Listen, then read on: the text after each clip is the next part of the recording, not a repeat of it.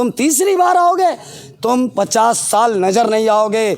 इतना नाश कर चुके हो देश का, और देश का बच्चा बच्चा इंतज़ार कर रहा है उस तीसरी बारी के वोट डलने का। उनसे सवाल किया जा रहा है मणिपुर के ऊपर, तो वो मध्य प्रदेश के उसके छत्तीसगढ़ की बात करने लगते हैं। उनसे सवाल किया जाता है मणिपुर के ऊपर, अब वो उल्टे सीधे जवाब देने लगती हैं। पार्लियामेंट के बाहर कहते हैं, पार्लियामेंट के अंदर शर्म आती है मैंने प्रधानमंत्री को बोलने में। पार्लियामेंट के बाहर कहते हैं, पार्लियामेंट में शर्म आती है। अबे पार्लियामेंट के लिए बनाए गए हो ना तुम प्रधानमंत्री, या बाहर के लिए बनाए गए हो? बाहर गेट पे खड़े होके कह रहे हो आप 30-32 मिनट बोल रहे हो, अंदर आप 3 मिनट का जवाब नहीं देने पा रहे हो। नमस्कार, मैं ब्यूटी गिरी और हमारे साथ मौजूद हैं तनवीर भारती, जो कि सोशल मुद्दों पे देश के तमाम जो मुद्दे चल रहे होते हैं उस पर खुलकर बात करते हैं, सरकार को घेरने का काम करते हैं।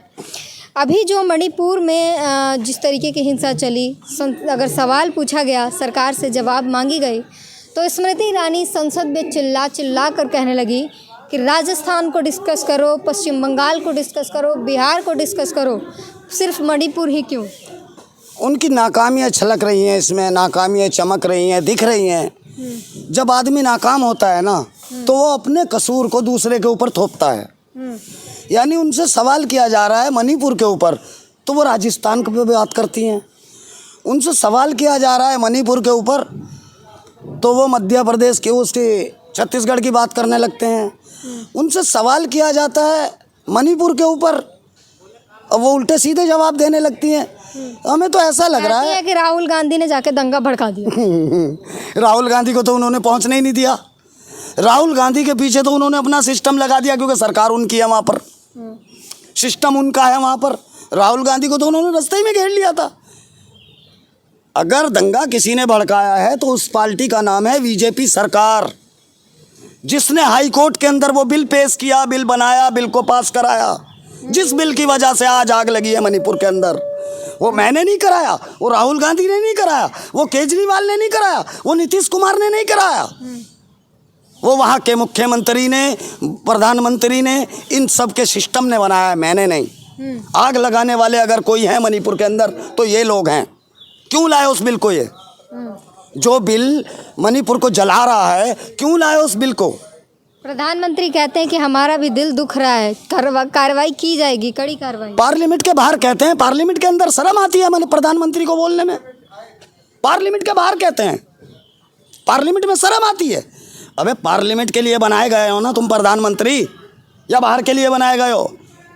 बाहर गेट पे खड़े होके कह रहे हो आप 30-32 मिनट बोल रहे हो, अंदर आप 3 मिनट का जवाब नहीं देने पा रहे हो। क्यों? आपके पास सारी दुनिया में घूमने का टाइम है, आपके पास 2 दिन मणिपुर के लिए नहीं है। कौन कहता है मणिपुर में शांति नहीं हो सकती? मणिपुर में शांति हो सकती है, बशर्ते तुम शांति करने की कोशिश करो। तो आप क्या कह रहे हैं? वो दंगा भड़का रहे हैं, वो भी तो शांति की कोशिश कर ही रहे हैं। मैडम कैसे? देखो समझो ना, काश वो बिल ना आता तो आज मणिपुर शांत था, हंस रहा था मणिपुर। मणिपुर में फूल उग रहे थे हंसी खुशी के। आज देख लो क्या हाल है मैडम, जिधर देखो आग, जिधर देखो रो रहा है, चिल्ला रहा है, चिल्ला रही है बहनें, नंगी दौड़ाई जा रही हैं। क्या हो रहा है? ये मजाक उड़ रहा है पूरी दुनिया के अंदर हमारे देश का। दुनिया के अंदर मोदी जी जो है डंका बजवा रहे हैं, भारत विश्व गुरु बन गया है। मैडम जब से सरकार आई है ना, ईमानदारी ये है, इन्होंने हमारे देश का सत्यानाश कर दिया है। इन्होंने हमारे देश का सत्यानाश कर दिया। पूरे देश में इन्होंने नफरत फैला दी, पूरे देश में इन्होंने नशा फैला दिया। पहले मैं देख रहा था दूसरी सरकारों में ऐसे ऐसे मुकदमे बना रखे थे सरकार ने कि जितने नशेड़ी और अपराधी होते थे ना मैडम, इन सबों को जेलों में डाल दिया जाता था, सड़कों पे नहीं छोड़ती थी गवर्नमेंट। लेकिन जब से ये निकम्मी सरकार आई है, आज तमाम अपराधी सड़कों पे घूम रहा है, खून छीन ले रहे हैं लोगों के जबरदस्ती जेबों में से, पैसे छीन ले रहे हैं। इनके टाइम में इस कदर का बुरा हाल हो गया हमारे देश का। इनकी मेरे हिसाब से मैडम देश नीति भी फेल है और विदेश नीति भी फेल है। प्रधानमंत्री जो है वो गारंटी दे रहे हैं कि तीसरी सरकार आई, तीसरी बार तो इंडिया का इकोनॉमी देश में तीसरे नंबर पर होगा, सबसे बड़ा इकोनॉमी में तीसरे नंबर पर होगा भारत। मैडम सपने देख लो बेटा, सपने देख लो तीसरी बार आने के। ये मेरे देश की जनता है ना, ये बड़ी भोली है मगर बड़ी चतुर भी है, ध्यान से समझ लो। तमाचा लेके बैठी है पूरे भारत की जनता, खाली इंतजार कर रही है 2024 का। 5 महीने रह गए हैं, ऐसा तमाचा मारेगी देश की जनता ए अंगूठे से। तुम्हारा ईवीएम तुम पे भारी पड़ेगा। इंडिया जीतेगा, एनडीए हारेगा, होने वाला है ये। तनवीर भारती से सवाल कर लेना, क्या बोला था तुमने? तुम तीसरी बार आओगे, तुम 50 साल नजर नहीं आओगे। इतना नाश कर चुके हो देश का, और देश का बच्चा बच्चा इंतजार कर रहा है उस तीसरी बारी के वोट डलने का। स्मृति ईरानी कहती हैं जब विपक्ष का गठबंधन होता है और एकजुटता होती है, स्मृति ईरानी का बयान आता है कि एक मोदी को हराने के लिए सारे चोर इकट्ठे हो गए हैं। वो भी तो 36 दल इकट्ठे होंगे।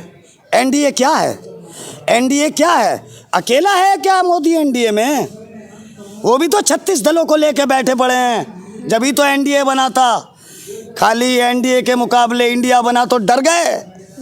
वाह भाई वाह, ये दोगलापन तुम्हारा अच्छा लगता है यार, कैसी बातें करते हो। और स्मृति ईरानी की तो मैडम आप बात ही मत करो, उसकी तो मेरे से बात ही मत करो। केंद्रीय मंत्री है, कैसे बात ना करें? निकम्मी है, निकम्मी। 450 रुपए का सिलेंडर था, हर लाल बत्ती पे लेट जाती थी, सिलेंडर लेके नाचती थी, ठुमके लगाती थी। कहाँ मर गई? मंत्री के बारे में आप ऐसे आपत्तिजनक बात बोल रहे हैं। कमाल की बात है। अरे मैडम, निर्भया के नाम से उसने नंगा नाच नाचा था यहाँ पर हर लाल बत्ती पे। आज क्यों नहीं बोल रही है वो? मणिपुर की बेटियों के लिए क्यों नहीं बोल रही है वो? इधर उधर की बात क्यों करती है? राजस्थान क्यों पूछती है? छत्तीसगढ़ क्यों पूछती है? क्यों पूछती है बिहार? बात मणिपुर की हो रही है, मणिपुर पे जवाब दे स्मृति ईरानी। फिर अब की बार मोदी सरकार बहुत हुई महंगाई की मार। दाल क्या भाव है? शर्म नहीं आ रही स्मृति ईरानी जी? पेट्रोल क्या भाव है? 50 रुपया पेट्रोल था, कितनी चिल्ला रही थी तुम। और उस समय बाहर के देशों से जो तेल आ रहा था महंगा आ रहा था, आज तेल सस्ता आ रहा है, तुम 100 रुपये लीटर बेच रहे हो। हैं, शर्म नहीं आ रही तुम्हें? क्या स्मृति ईरानी जी को तो लकवा हो गया, लकवा। अगर महंगाई से किसान अमीर हो रहे हैं, टमाटर बेच के जो है किसान रातों रात करोड़पति हो। अरे मैडम, मुझे सरकार पर शर्म आ रही है। इनके टाइम में टमाटर चोरी हो रहे हैं मैडम। हाँ, यानी सारी चीजें चोरी होती थी, इनके टाइम में टमाटर तक चोरी हो गया। कितनी शर्म की बात है। अभी सुना होगा तुमने थोड़े दिन पहले कि टमाटर की गाड़ी गायब हो गई। देखो कमाल, यानी ये कितने गिरे हुए चोर हैं। और सरकारों के टाइम में हमने 70 चीजें चोरी होती देखी, लेकिन इनके टाइम में टमाटर तक चोरी हो रहा है। कमाल। अच्छा, गहने और वो चोरी नहीं हो रहा है ना? उत्तर प्रदेश में राम राज्य है ना? रहा है। अरे उत्तर प्रदेश में मैडम अपराधियों का बोलबाला है खुलेआम। सारे अपराधी योगी जी के उसमें शरण ले रहे हैं। अरे योगी ने कहा कि सारे आतंकवादियों को, अपराधियों को जो है उसका सफाया कर दिया। उत्तर प्रदेश से सारे जो आरोपी थे वो भाग गए, आतंकी भाग गए, वरना हमने सफाया कर दिया। नहीं मैडम, सब वॉशिंग मशीन में चले गए हैं, वॉशिंग मशीन में चले गए हैं सब। हाँ। आप समझ गए होंगे, और नहीं समझे तो मेरे से पूछ लो, मैं समझाता हूँ। सब बीजेपी की वॉशिंग मशीन में चले गए हैं मैडम। हाँ, क्योंकि अपराधियों ने समझ लिया कि अगर हमें बचना है और आगे के लिए कमाना है तो इस वॉशिंग मशीन में चलो। यानी कि शरद पवार का भतीजा है अजीत पवार। मोदी जी कहते थे उंगली हिला हिला के, अजीत पवार जेल में जाएगा। आज मोदी जी की गोद में बैठा है अजीत पवार। इतने बेशरम लोग हैं ये, कहते कुछ है करते कुछ है। इनका तो अस्तित्व कुछ नहीं है। अरे राष्ट्रभक्त में उनका मुकाबला कोई नहीं है मैडम। राष्ट्र भर में उन्होंने नाश कर दिया मेरे देश का, सारी दुनिया में बदनाम कर दिया। देशभक्ति के लिए उन्होंने अपना परिवार त्याग दिया। अभी अमेरिका गए थे, अमेरिका में जब तुम्हारे जैसे पत्रकारों ने सवाल किया ना, तो चोर दरवाजे से भागे हैं प्रधानमंत्री। उनका जवाब नहीं दिया। उनका सवाल क्या था मैडम वहाँ के पत्रकारों का? कि उनका सवाल यह था कि दलितों की बेटियों की इज्जत क्यों लूटी जा रही है हिंदुस्तान के अंदर, और अल्प माइनॉरिटी के साथ जुल्म क्यों हो रहे, अल्पसंख्यक परेशान क्यों हैं। जवाब नहीं दिया मैडम, चोर दरवाजे से भाग गए प्रधानमंत्री। बड़े शर्म की बात है। अरे उनका जवाब देते भाई, उनको कहते नहीं जी ऐसा कुछ नहीं हो रहा है हमारे यहाँ। लेकिन ऐसा होता जब तो जवाब देते ना, जब तो जवाब देते ना। अच्छा, हिंदुत्व को तो बढ़ावा दे रहे हैं ना, हिंदू सारे खुश हैं। मैडम एक बात बतलाऊं, अभी इन्होंने एक बाबा छोड़ रखे हैं, उन बाबा का नाम है बागेश्वर बाबा। वो बागेश्वर बाबा रोज कहते हैं हिंदू राष्ट्र बनाओ, हिंदू राष्ट्र बनाओ। मोदी जी, मैं उस भागर पे वो 2 रुपए के आदमी की तो बात नहीं करता, क्योंकि ऐसे तो बहुत सारे बाबा आते हैं और बाद में जेल काटते हैं, चाहे वो राम रहीम हो और चाहे वो एक और बाबा थे उससे पहले, वो बाप बेटे आसाराम और एक स्वामी उसका बेटा। तो ऐसे तो बहुत सारे आते रहे जाते रहे, लेकिन बात उसकी नहीं है। बात उसकी है कि अभी सरकार तुम्हारी है, फुल बहुमत में है, फुल बहुमत में हो आप। राम राज्य बनाना, हिंदू राष्ट्र बनाना तो पार्लियामेंट में पास करो यार।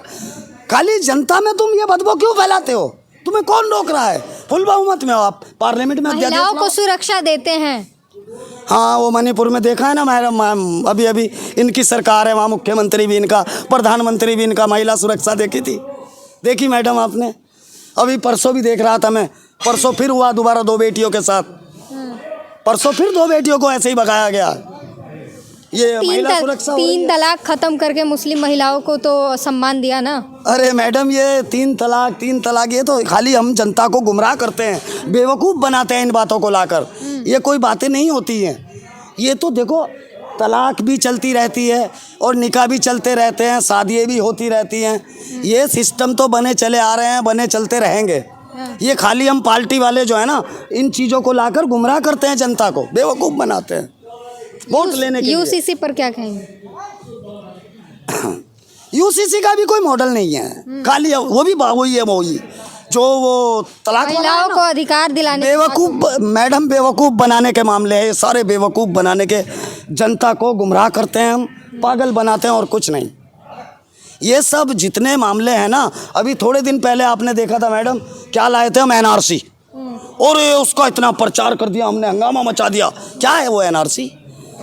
एक बांग्लादेशी का बच्चा निकाला हमने देश से, कोई रोहिंग्या का इतना सा बच्चा हमने देश से निकाला, नफरत कितनी फैला दी देश में, कई जगह उन्होंने थोड़ी फैलाई, वो तो शांति बहाल करने की कोशिश कर रहे थे, उग्रवादी लोग नफरत फैला रहे थे। देखो मैडम सुनो, भजनपुरे में झगड़ा हुआ, उस बात को मैं अच्छे से जानता हूँ।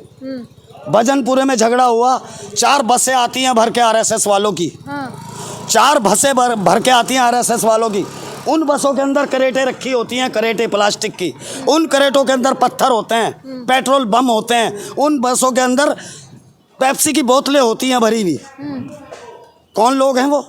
आतंकवादी नहीं है। और जब वो पकड़े गए तो अमित शाह पुलिस पे कहते हैं कि जी एक तरफा कार्रवाई हो रही है, यानी वो फेसबुक के जरिए पकड़े गए सारे। वो हिंदू वानी वाले जो बसों में भर के आए थे, जिन्होंने वो भजनपुरा जलाया था, वो सारे बसों के अंदर आए थे, आरएसएस के लोग थे। कुछ यूपी से आए थे, लौनी से, यानी लौनी यूपी, समझो योगी का राज, वहाँ से भी बंदे आए थे भजनपुरे में, पकड़े भी गए हैं बहुत सारे उसी फेसबुक के जरिए, व्हाट्सएप ग्रुप के जरिए। तो मैडम बस देखने का कुछ है और कहने का कुछ है, करने का कुछ है और कहने का कुछ है, झूठ के सिवा इनके पास कुछ नहीं है।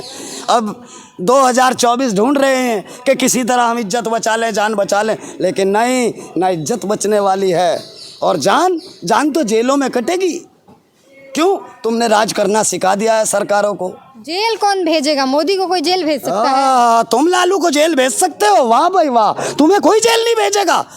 तुम कौन से माँ के लाल हो भैया, बहुत कमाल है तुम्हारा, तुम भेज दोगे जेल, तुम राहुल गांधी पे मुकदमे लगा दोगे, वाह भाई वाह, तुम पे कोई एक्शन नहीं होगा। अरे तुमने हमें राज करना सिखा दिया है, गारंटी की बात तो ये है। सरकार बदलने दो, तुम्हें दाल के चक्की में नहीं पीड़ा।